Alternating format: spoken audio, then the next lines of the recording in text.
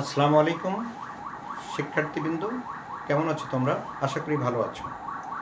আজকে আমরা তোমাদের পদার্থবিজ্ঞান দ্বিতীয় পত্রের সপ্তম অধ্যায় নিয়ে আলোচনা করব। অনেকে আমাকে কমেন্টস করে জানিয়েছো যে সপ্তম অধ্যায়টা একটু আলোচনা করা প্রয়োজন, এজন্য আমি আবার সপ্তম অধ্যায়ে ফিরে এসেছি। তাহলে শুরু করা যাক। প্রথমে আসো তড়িৎচুম্বকীয় তরঙ্গ। চ্যাপ্টারটার নাম হলো ভৌত আলোক বিজ্ঞান। তোমরা জানো আলোর কিন্তু দুইটা চ্যাপ্টার আছে, একটা হলো জ্যামিতিক আলোক বিজ্ঞান আর একটা ভৌত আলোক বিজ্ঞান। তা তড়িৎচুম্বকীয় তরঙ্গ, তড়িৎচুম্বকীয় তরঙ্গটা কি? তড়িৎচুম্বকীয় তরঙ্গ হলো এক ধরনের তড়িৎ এবং চুম্বকীয় আলোড়ন, যেখানে একটি তড়িৎ ক্ষেত্র এবং একটি চুম্বক ক্ষেত্র বিদ্যমান। অর্থাৎ আমরা যদি একটু ড্রয়িং বা গ্রাফিক্যালি দেখাই, তাহলে এখানে তড়িৎ ক্ষেত্র বা তড়িৎ ভেক্টর যেটা ই, আর চৌম্বক ক্ষেত্র যদি এটা ত্রিমাত্রিক অক্ষ হয়, ই এবং বি, তড়িৎ ক্ষেত্র এবং চৌম্বক ক্ষেত্র তারা পরস্পরের উপরে লম্ব এবং উভয়ই সঞ্চালনের দিকের সাথেও লম্ব। অর্থাৎ তরঙ্গটা যদি এক্স অক্ষ বরাবর সঞ্চালিত হয়, তাহলে ওয়াই অক্ষ বরাবর তড়িৎ ভেক্টর আর জেড অক্ষ বরাবর চৌম্বক ভেক্টর বি।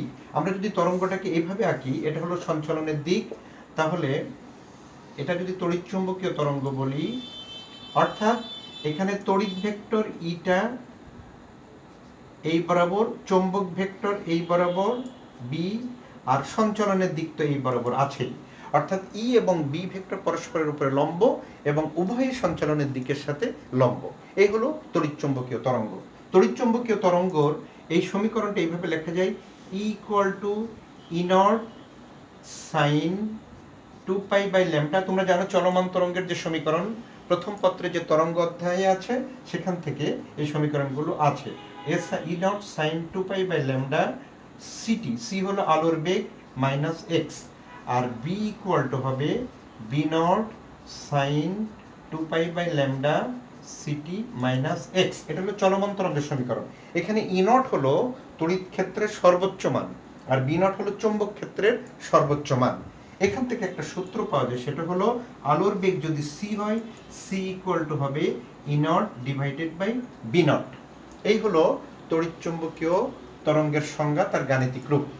এবার আসো তড়িৎচুম্বকীয় বর্ণালী। তড়িৎচুম্বকীয় বর্ণালীটা কি?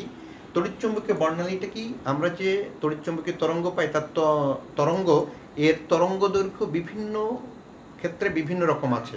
তাহলে তরঙ্গ দৈর্ঘ্যের নিম্ন সীমা এবং ঊর্ধ্ব সীমার মধ্যে বিস্তৃত বিভিন্ন প্রকার বিকিরণের সজ্জাকে বলে তড়িৎচুম্বকীয় বর্ণালী। তড়িৎচুম্বকীয় বর্ণালী কিন্তু মূলত এই তরঙ্গ দৈর্ঘ্যের ভিন্নতার কারণেই সৃষ্টি হয়েছে এবং এই তরঙ্গ দৈর্ঘ্যের উপর ভিত্তি করে নামকরণ করা হয়েছে। তড়িৎচুম্বকীয় বর্ণালী বিভিন্ন প্রকারের আছে। তার মধ্যে প্রথমে আছে তোমার গামা রশ্মি, এরপরে আছে এক্স রশ্মি, এরপরে আছে অতিবেগুনি রশ্মি, তারপরে হচ্ছে দৃশ্যমান বর্ণালী। দৃশ্যমান বর্ণালীর আগের কিছু আছে দেখা যায় না, এর পরেরগুলো দেখা যায় না। দৃশ্যমান বর্ণালী পরে আছে হলো অবলোহিত বা ইনফ্রারেড রে, এরপরে আছে মাইক্রোওয়েভ বা রস্য তরঙ্গ, এরপরে আছে রেডিও ওয়েভ বা বেতার তরঙ্গ। এই হলো তড়িৎচুম্বকীয় বর্ণালীর 5 প্রকারভেদ আছে, তাদের নাম। এবার আসো পয়েন্টিং ভেক্টর। পয়েন্টিং ভেক্টরটা হলো, যদি তড়িৎচুম্বকীয় তরঙ্গ সঞ্চালনের পথে আমি যদি একটা তল কল্পনা করি বা তল বিবেচনা করি, ওই তলের একক ক্ষেত্রফলের মধ্য দিয়ে লম্বভাবে প্রতি একক সময়ে যে পরিমাণ তরঙ্গ শক্তিটা সঞ্চালিত হচ্ছে, তাকে বলা হয় পয়েন্টিং ভেক্টর। পয়েন্টিং ভেক্টরকে এস দ্বারা লেখা যায়। এস ইকুয়াল টু, সূত্র হলো ই ক্রস এইচ, চৌম্বক প্রাবল্য আর তড়িৎ ক্ষেত্র। আর এইচ আবার আমরা জানি বি ইকুয়াল টু, আমরা জানি মিউ নট এইচ। তাহলে এই এইচ এর মানটা যদি এখানে বসাই দিই, অর্থাৎ 1/μ naught into E cross B, এভাবেও লেখা যায়। এটাকে বলে পয়েন্টিং ভেক্টর। পয়েন্টিং ভেক্টরের একক কিন্তু ওয়াট পার মিটার স্কয়ার, অর্থাৎ একক ক্ষেত্রফলের মধ্য দিয়ে একক সময়ে যে পরিমাণ তরঙ্গ শক্তিটা সঞ্চালিত হচ্ছে, সেটা হলো পয়েন্টিং ভেক্টর। এবার আসো আলোকবর্ষ। আলোকবর্ষ কি? আলোকবর্ষ সবাই জানো যে 1 বছরে আলো যে দূরত্ব অতিক্রম করে, তাকে বলে 1 আলোকবর্ষ বা 1 লাইট ইয়ার।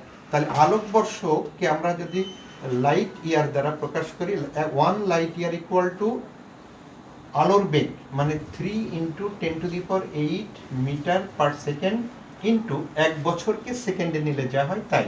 1 বছর মানে আমি যদি বলি 365 দিন ইন্টু 24 ঘন্টা ইন্টু 3600, 1 ঘন্টা মানে 3600 সেকেন্ড, এটা গুণ করলে এই গুণফলটা হয় 9.4 ইন্টু 10⁻15 মিটার। আর এটাকে যদি তুমি কিলোমিটারে নাও 9.4 ইন্টু 10⁻12 কিলোমিটার। এই মানটা মনে রেখো, 1 লাইট ইয়ার সমান 9.4 ইন্টু 10⁻12 কিলোমিটার। এটা হলো আলোকবর্ষ। এবার আসো তরঙ্গমুখ। তরঙ্গমুখ হলো তরঙ্গ সঞ্চালনের পথে তুমি যদি কোনো রেখা বা তল বিবেচনা করো, তরঙ্গ সঞ্চালনের পথে কোনো রেখা বা তল বিবেচনা করলে ওই রেখা বা তলের উপর অবস্থিত তরঙ্গস্থিত কণাগুলো সমদশা সম্পন্ন হলে ওই সমদশা সম্পন্ন কণাগুলোর গতিপথকেই বলা হয় তরঙ্গমুখ। তরঙ্গমুখ দুই ধরনের আছে। তাহলে তরঙ্গমুখ হলো যে রেখা বা তলের উপর অবস্থিত তরঙ্গস্থিত কণাগুলো একই দশা সম্পন্ন, সেটা হলো তরঙ্গমুখ। তরঙ্গমুখ আবার দুই প্রকারের আছে, একটা হলো গোলীয় তরঙ্গমুখ, আর একটা হলো সমতল তরঙ্গমুখ। গোলীয় তরঙ্গমুখটা কেমন? মনে করে এটা একটা আলোক উৎস, এখান থেকে তরঙ্গ সঞ্চালিত হচ্ছে, চারিদিকে সঞ্চালিত হচ্ছে। এই উৎসকে কেন্দ্র করে যদি আমি একটা বৃত্তচাপ আঁকি এবি, এই বৃত্তচাপটা তরঙ্গের উপরস্থ যে বিন্দুগুলোতে ছেদ করলো, মনে করো এক্স ওয়াই জেড, এই বিন্দুগুলো একই দশা সম্পন্ন, তাহলে এবি কে বলা হচ্ছে গোলীয় তরঙ্গমুখ। আর সমতল তরঙ্গমুখ কেমন হবে? উৎস থেকে তরঙ্গ যখন অনেক দূরে চলে যাবে তখন পৃষ্ঠটা আস্তে আস্তে সমতল আকার ধারণ করে। তাহলে সমতল তরঙ্গ মুখ আঁকার সময় তোমাকে উৎস আঁকার প্রয়োজন নাই, এটা কিন্তু উৎস সোর্স। আর তো সমতল তরঙ্গ মুখের ক্ষেত্রে আমরা যদি এই তরঙ্গের উপর একটা রেখা কল্পনা করি এবি, তাহলে এই রেখার উপর অবস্থিত যে কণাগুলো যেগুলো তরঙ্গকে ছেদ করছে এই কণাগুলো হলো একই দশা সম্পন্ন, তাহলে এবি কে বলা হয় সমতল তরঙ্গমুখ। আর এখানে যে এবি ছিল এটা হলো গোলীয় তরঙ্গমুখ। এবার আসো হাইগেনের নীতি। হাইগেনের নীতিটা কি? হাইগেনের নীতি বলছে এই যে তরঙ্গমুখের উপর অবস্থিত প্রতিটা বিন্দুই নতুন গোলকীয় তরঙ্গের উৎস হিসেবে কাজ করে, এটাকে বলা হয় গৌণ উৎস। অর্থাৎ এখান থেকে আবার হাইগেনের নীতি অনুসারে উপতরঙ্গ নিঃসৃত হয়, এইভাবে উপতরঙ্গ নিঃসৃত হয়। আমি যদি এখান থেকে এইগুলোর উপর একটা সাধারণ স্পর্শক আঁকি সিডি, তাহলে সিডি হলো তরঙ্গমুখের নতুন অবস্থান। তাহলে কি বুঝলে? তরঙ্গমুখ কিন্তু একটা নির্দিষ্ট সময় পর পর তার স্থান পরিবর্তন করে। তাহলে এই হলো হাইগেনের নীতি। তরঙ্গের উপরিপাতন। তরঙ্গের উপরিপাতন জিনিসটা কি? মনে করো কোনো মাধ্যমের মধ্য দিয়ে একই দিক থেকে দুই বা ততোধিক তরঙ্গ সঞ্চালিত হচ্ছে, তাহলে এই সঞ্চালিত তরঙ্গগুলোর যে কোনো বিন্দুর কণার লব্ধি সরণ হবে। মনে করো প্রথম তরঙ্গ যেটা সঞ্চালিত হচ্ছে তার সরণ যদি y1 হয়, দ্বিতীয় তরঙ্গের সরণ যদি y2 হয়, তাহলে এদের লব্ধি সরণ y ইকুয়াল টু হবে y1 একই দিকে হলে হবে কি, একই দিকে হলে প্লাস y1 প্লাস y2, অথবা y equal to y1 minus y2। অর্থাৎ লব্ধি সরণটা হবে পৃথক পৃথক তরঙ্গের যে সরণ তাদের ভেক্টর সমষ্টির সমান। এখন আসো সুসঙ্গত উৎস। সুসঙ্গত উৎস কি? সুসঙ্গত উৎস বলতে বোঝায় একই বা নির্দিষ্ট দশা পার্থক্যের যে তরঙ্গ কোনো উৎস থেকে যদি নিঃসৃত হয় সেই উৎস থেকে বলা হয় সুসঙ্গত উৎস। অর্থাৎ নির্দিষ্ট দশা পার্থক্যের অথবা একই দশা পার্থক্যের কোনো উৎস থেকে যদি তরঙ্গ নিঃসৃত হয় তাদেরকে বলা হয় সুসঙ্গত উৎস। এবার আসো পথ পার্থক্য আর দশা পার্থক্যের মধ্যে সম্পর্ক। পথ পার্থক্য বলতে বোঝায় দুটি তরঙ্গের উপরস্থ দুটি কণার মধ্যে দূরত্বের যে পার্থক্য সেটা হলো পথ পার্থক্য। আর দশা পার্থক্য হলো যেটা কোণের পার্থক্য। আমরা যদি একটু খেয়াল করি এখান থেকে বুঝতে পারবো, যদি আমরা একটা তরঙ্গের চিত্র আঁকি, এটা একটা তরঙ্গ, তাহলে দেখো খেয়াল করো এই দুই বিন্দুর মধ্যে ধরে নিলাম পথের পার্থক্য হলো এক্স, আর এই দুই বিন্দুর মধ্যে এখান থেকে এখানে যেতে দশা পার্থক্য হচ্ছে পাই বা 180 ডিগ্রি, এখান থেকে এখানে যেতে পাই। তাহলে আমি কি বলতে পারি যে আচ্ছা এখান থেকে এইটুকু, এটাকে বলা হয় তরঙ্গ দৈর্ঘ্য, তাই না? একই দশা সমদশা সম্পন্ন দুটি কণার মধ্যবর্তী দূরত্বকে বলা হয় তরঙ্গ দৈর্ঘ্য। তাহলে এখান থেকে কি বলা যায়, ল্যামডা দূরত্বের জন্য বা ল্যামডা পথ পার্থক্যের জন্য দশা পার্থক্য হয়েছে পাই। তাহলে আমরা যদি বলি ল্যামডা পথ পার্থক্যের জন্য দশা পার্থক্য 2 পাই, পাই আর পাই 2 পাই, তাহলে একক দূরত্বের জন্য দশা পার্থক্য 2 পাই বাই ল্যামডা। আর যদি বলি দূরত্বটা এক্স, এক্স হলো যে কোনো একটা বিন্দু তরঙ্গের উপরস্থ, এক্স দূরত্বের জন্য দশা পার্থক্য হলো 2πx বাই ল্যামডা। তাহলে দশা পার্থক্যকে আমরা ফাই দ্বারা প্রকাশ করি, phi equal to 2πx by lambda. এটা একটা সূত্র পেলে, এখান থেকে সূত্রটা এইভাবে মনে রাখবা, দশা পার্থক্য বাই 2π ইকুয়াল টু পথ পার্থক্য বাই ল্যামডা। সূত্রটাকে কিন্তু এইভাবে মনে রাখা যায়। অর্থাৎ পথ পার্থক্য আর দশা পার্থক্যের মধ্যে সম্পর্ক হলো এই যে পথ পার্থক্য বাই ল্যামডা ইকুয়াল টু দশা পার্থক্য বাই 2π। এবার আসো আলোর ব্যতিচার। তোমরা ইতিপূর্বে আলোর কি কি জিনিসটা জেনেছো? আলোর প্রতিফলন, আলোর প্রতিসরণ। এখন আসো আলোর ব্যতিচার। আলোর ব্যতিচারটা কি? সুসংগত দুটি উৎস থেকে আলোক তরঙ্গ যদি মাধ্যমের একই দিকে সঞ্চালিত হয়, এই তরঙ্গদ্বয় একটার উপর আরেকটা আপতিত হয়ে যে উপরিপাতন ঘটায়, সেই উপরিপাতনের ফলে কখনো এই এদের দুটো তরঙ্গ মিলে যে লব্ধি তরঙ্গ সৃষ্টি করলো, লব্ধি তরঙ্গের বিস্তার বা তীব্রতা বেড়ে যায়, আবার কখনো কখনো কমে যায়। যখন বেড়ে যায় তখন উজ্জ্বল বর্ণের আলো সৃষ্টি হয়, এটাকে বলে গঠনমূলক ব্যতিচার। আর যখন বিপরীত দশায় মিলিত হয় তখন অন্ধকার ডোরার সৃষ্টি হয় বা অন্ধকার বর্ণালীর সৃষ্টি হয়, সেটাকে বলা হয় ধ্বংসাত্মক ব্যতিচার। তাহলে গঠনমূলক ব্যতিচারটা কেমন একটু খেয়াল করো। মনে করো দুটো তরঙ্গ এইভাবে যাচ্ছে মাধ্যমের মধ্য দিয়ে, এইভাবে মিলিত হলো, এইভাবে মানে সমদশা, মানে চূড়া চূড়া, পাদবিন্দু পাদবিন্দু, এইভাবে যদি মিলিত হয় তখন এই বিন্দুতে লব্ধি তরঙ্গের বিস্তারটা ডবল হয়ে যায়, এই বিন্দুতে এইভাবে হয়ে যায়। এটা হলো লব্ধি বিস্তার। অর্থাৎ এই তরঙ্গের বিস্তার যদি এ হয়, এই একই বিস্তার যদি এ হয় তাহলে এটা হয়ে যাবে +2a, ঠিক একইভাবে এটা হবে -2a। বিস্তার যখন বেশি হয়ে যায়, তীব্রতা তো বিস্তারের বর্গের সমানুপাতিক, তীব্রতা বেশি হয়ে যায়, অর্থাৎ উজ্জ্বল বর্ণ সৃষ্টি হয়। এটা হলো গঠনমূলক ব্যতিচারের চিত্র। এটা হলো গঠনমূলক ব্যতিচার। আর যদি বলি ধ্বংসাত্মক ব্যতিচার, তখন কিভাবে মিলিত হবে? তখন একটা তরঙ্গ এইভাবে যাচ্ছে, আরেকটা তরঙ্গ বিপরীত দশায়, অর্থাৎ এইভাবে দিয়ে যদি মিলিত হয় তখন লব্ধি তরঙ্গের বিস্তারটা হয়ে যাবে 0, অর্থাৎ এটাই হবে লব্ধি বিস্তার। এটা হলো লব্ধি বিস্তার। আর এখানে কিন্তু লব্ধি বিস্তার এটা, লব্ধি বিস্তার, এখানে লব্ধি বিস্তার এটা। অর্থাৎ গঠনমূলক ব্যতিচারের ক্ষেত্রে লব্ধি বিস্তার সর্বোচ্চ হবে, আর এখানে হবে 0, অর্থাৎ এখানে অন্ধকার ডোরার সৃষ্টি হবে।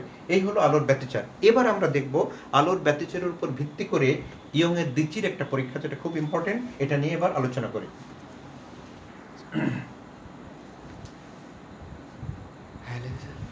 আচ্ছা, আমরা আলোর ব্যতিচার প্রদর্শনের জন্য ইয়ং এর দ্বিচির পরীক্ষা নিয়ে এবার একটু আলোচনা করব। ইয়ং এর দ্বিচির, দ্বি মানে দুইটা চির থেকে আলো নিঃসৃত হবে। আচ্ছা, যাই হোক, পরীক্ষার এখানে চিত্রটা দেখতে পাচ্ছ, এটা একটা বৃহৎ উৎস, তার সামনে একটা পর্দা রেখে মাঝখানে সরু ছিদ্র করে দেওয়া হয়েছে, এটা সরু উৎস। সেখান থেকে একটা উৎস থেকে হাইগেনের নীতি থেকে আমরা 2 বা ততোধিক উৎস বানিয়ে নিতে পারি, S1 আর S2, এটাকে বলে সুসংগত উৎস। S1 এবং S2 আলোক উৎস থেকে আলোক তরঙ্গ নিঃসৃত হচ্ছে। দেখো, খেয়াল করো, S1 এবং S2 এর লম্ব দ্বিখণ্ডকের উপর অবস্থিত M বিন্দু, তাহলে M কে বলা হয় পর্দার মধ্যবিন্দু। M বিন্দুতে যে দুটো আলোক তরঙ্গ এসে মিলিত হয়েছে, এদের মধ্যে কিন্তু কোনো পথ পার্থক্য নাই, কারণ সমান দূরত্ব অতিক্রম করছে। কিন্তু M এর উপরে যে বিন্দুটা বা নিচের কোনো বিন্দু হলে সেই বিন্দুতে যে আলোক তরঙ্গ দুটো যে মিলিত হবে, এদের মধ্যে একটা পথ পার্থক্য আছে। এখন M বিন্দুতে, অর্থাৎ যে বিন্দুতে তরঙ্গদ্বয় মিলিত হয়েছে পথ পার্থক্য ছাড়া, সেখানে একটা কেন্দ্রীয় উজ্জ্বল ডোরার সৃষ্টি হয়। এরপরে M এর উপরে বা নিচের বিভিন্ন বিন্দুতে উজ্জ্বল, অন্ধকার, এভাবে বিভিন্ন ক্রমের ডোরাগুলো সৃষ্টি হয়। এখন আমি এখানে ধরে নিচ্ছি কি, দুটো চির S1 S2 তাদের মাঝের যে ব্যবধান সেটা হলো এ হলো চিরের ব্যবধান, আর উৎস থেকে পর্দার যে দূরত্ব এটা হলো বড় হাতের ডি, ক্যাপিটাল ডি ধরলাম। আচ্ছা, এখানে আরেকটা জিনিস ধরা হয়েছে কি, এম থেকে পি হলো মনে করো এনতম উজ্জ্বল ডোরার দূরত্ব xn। তাহলে এই ক্ষেত্রে কতগুলো সূত্র আছে, সূত্রগুলো কি কি একটু খেয়াল করো। তোমাকে যদি বলে কেন্দ্রীয় উজ্জ্বল থেকে এনতম উজ্জ্বল ডোরার দূরত্ব, তখন সূত্রটা কি, xn = n lambda D by A. রাশিগুলোর পরিচয় নিশ্চয়ই পাইছো। n হলো ক্রম সংখ্যা, এটা কততম, পঞ্চম না ষষ্ঠ। ল্যামডা আলোর তরঙ্গ দৈর্ঘ্য, ডি হলো এটা চির থেকে পর্দার দূরত্ব, আর এ হলো চিরের ব্যবধান। এটা হলো কেন্দ্রীয় উজ্জ্বল থেকে এনতম উজ্জ্বল ডোরার দূরত্ব। যদি বলে কেন্দ্রীয় উজ্জ্বল থেকে এনতম অন্ধকার ডোরার দূরত্ব, তখন কি করবা? তখন কেন্দ্রীয় উজ্জ্বল থেকে এনতম অন্ধকার ডোরার দূরত্ব যদি xn প্রাইম হয়, তখন কি করতে হবে? তখন এই এনতম উজ্জ্বল ডোরার দূরত্ব থেকে একটা ডোরার প্রস্থ বিয়োগ করলে এটা পাওয়া যাবে। সেটা ক্যালকুলেশন করলে আসে 2n-1 into lambda D by A. একটু খেয়াল করে জিনিসটা, একটা হলো এনতম উজ্জ্বল ডোরার দূরত্ব, এনতম অন্ধকার ডোরার দূরত্ব। এখন আসো পর্দার উপরে যে ডোরাগুলো হচ্ছে সেটা অনেকটা এরকম প্যাটার্নের, একটা নির্দিষ্ট প্রস্থের একটা উজ্জ্বল একটা অন্ধকার, একটা উজ্জ্বল একটা অন্ধকার, এভাবে ক্রমান্বয়ে ডোরাগুলো সৃষ্টি হয়। আমি যদি বলি ডোরার ব্যবধান, তাহলে কি হবে? একটা উজ্জ্বলের শুরু থেকে আর একটা উজ্জ্বলের শুরুর আগ পর্যন্ত যে দূরত্ব, এটাকে বলা হচ্ছে ডোরার ব্যবধান। তুমি যদি এটার মিডিল পয়েন্ট থেকে নাও, তাহলে এটারও মিডিল পয়েন্ট পর্যন্ত চলে আসবে, এটা হলো ডোরার ব্যবধান। আবার যদি অন্ধকারের শুরু থেকে নিই, তাহলে আরেকটা অন্ধকারের শুরু পর্যন্ত, ডেল এক্স, এটা হলো ডোরার ব্যবধান। আর ডোরার প্রস্থটা হলো এই যে একটা উজ্জ্বলের বা একটা অন্ধকারের যে প্রস্থ। তাহলে ডোরার ব্যবধান নির্ণয়ের সূত্র হলো del X equal to lambda D by A. এটা হলো ডোরার ব্যবধান, খেয়াল রেখো। আর ডোরার প্রস্থটা কি? ডোরার ব্যবধানের অর্ধেক না, এই যে চিত্র থেকে লক্ষ্য করো, ডেল এক্স এর অর্ধেক কিন্তু এক্স, অর্থাৎ ডোরার প্রস্থ এক্স ইকুয়াল টু হবে ল্যামডা ডি বাই 2a। এই হলো ইয়ং এর দ্বিচির পরীক্ষা যে ম্যাথগুলো করতে হবে, এই সূত্রগুলোই বেশি ব্যবহৃত হবে। এনতম উজ্জ্বল ডোরার দূরত্ব, এনতম অন্ধকার ডোরার দূরত্ব, একটা ডোরা আরেকটা ডোরার ব্যবধান, আর একটা হলো ডোরার প্রস্থ। এই হলো ইয়ং এর দ্বিচির পরীক্ষা। এবার আসো আলোর অপবর্তন। আলোর অপবর্তনটা কি? আলোক রশ্মি বেঁকে যাওয়ার যে ঘটনা, সেটাকে বলে আলোর অপবর্তন। অপবর্তন, আলোক রশ্মি বেঁকে যায়। কিভাবে বেঁকে যায়? আলো যখন সরু ছিদ্র বিশিষ্ট কোনো সরু ছিদ্র বিশিষ্ট কোনো চিরের মধ্য দিয়ে গমন করে, অথবা তীক্ষ্ণ অগ্রভাগ সম্পন্ন কোনো ধারের উপর আপতিত হয়, সেই ধার ঘেঁষে বা চির ঘেঁষে আলোক রশ্মি বেঁকে যায়। এই বেঁকে যাওয়ার ঘটনাটাকে বলা হয় আলোর অপবর্তন। অপবর্তনের কিন্তু দুইটা শর্ত আছে। একটা হলো চিরের ক্ষেত্রে যে চিরের প্রস্থ খুব সূক্ষ্ম হতে হবে, এবং এত সূক্ষ্ম হতে হবে যেটা আলোর তরঙ্গ দৈর্ঘ্যের কাছাকাছি হতে হবে, এবং ধারের প্রস্থ খুব সূক্ষ্ম হতে হবে, না হলে কিন্তু অপবর্তন ঘটবে না। এখন আসো অপবর্তনের তোমার অপবর্তন গ্রেটিং একটা জিনিস আছে, অপবর্তন গ্রেটিং। গ্রেটিং কি? সমতল পাতলা কাঁচপাতের উপর অসংখ্য দাগ টেনে এই গ্রেটিং তৈরি করা হয়। পাতলা খুব কাছাকাছি দাগ টেনে। তো খেয়াল করো, কাঁচটা তো আমরা জানি স্বচ্ছ, এর ভিতরে আলো চলে যায়, কিন্তু কাঁচের উপরে যদি হীরকখণ্ড দ্বারা দাগ টেনে দেওয়া যায়, তাহলে সেই দাগটা হয়ে যায় অস্বচ্ছ। অস্বচ্ছ দাগের মধ্য দিয়ে আলো যেতে পারে না। তাহলে দুইটা দাগের মাঝে কিন্তু একটা ফাঁকা জায়গা, অর্থাৎ চির, এই সাদা জায়গা দিয়ে আলোটা চলে যাচ্ছে এবং দাগের ওখানে আলোটা বাধা পাচ্ছে। লক্ষ্য করবা যে প্রতিটা দাগ কিন্তু নির্দিষ্ট দূরত্বে, অর্থাৎ সমান্তরালভাবে টানতে হবে, দাগের প্রস্থ সমান হতে হবে, আবার প্রতিটা চিরের প্রস্থ সমান হতে হবে। তাহলে চিরের প্রস্থকে আমরা যদি এ দ্বারা প্রকাশ করি, চিরের প্রস্থকে যদি এ বলি, আর দাগের প্রস্থকে যদি বি বলি, তাহলে এখানে এ প্লাস বি একটা ধ্রুবক, এই ধ্রুবককে বলে ডি, এই ডি কে বলে গ্রেটিং ধ্রুবক। গ্রেটিং ধ্রুবক, এই হলো তোমার অপবর্তন গ্রেটিং, গ্রেটিং ধ্রুবক। এই গ্রেটিং ধ্রুবকের জন্য অঙ্ক করার যে সূত্রটা, সেটা হলো এরকম যে D sign theta equal two N lambda. এই সূত্রটা মনে রাখবা। এখানে এন হলো ক্রম সংখ্যা, থিটা হলো এন ক্রমের জন্য অপবর্তন কোণ, আর ডি হলো গ্রেটিং ধ্রুবক, আর ল্যামডা তো তরঙ্গ দৈর্ঘ্য। এখানে দেখো, খেয়াল করো, ডি সমান আবার বের করার একটা সূত্র আছে, ডি ইকুয়াল টু 1/n। এনটা হলো একক দৈর্ঘ্যে চিরের সংখ্যা।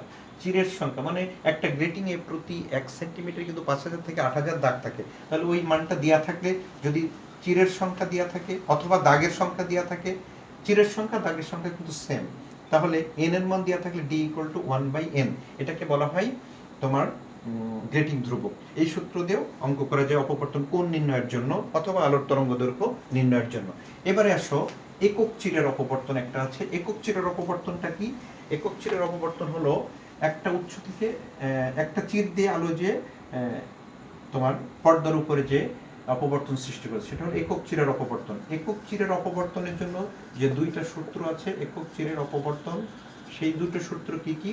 মনে করো চিরের প্রস্থ যদি এ হয়, অপবর্তন কোণ যদি থিটা হয়, তাহলে এ সাইন থিটা সমান, যদি আমি বলি 2n+1 ইন্টু ল্যামডা বাই 2, এই শর্তটাকে বলা হয় অবমের শর্ত। অবম মানে মিনিমাম আর কি।